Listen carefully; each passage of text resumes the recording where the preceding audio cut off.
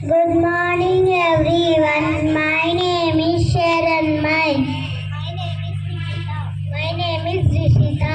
My name is Rupa. My name is Nikita.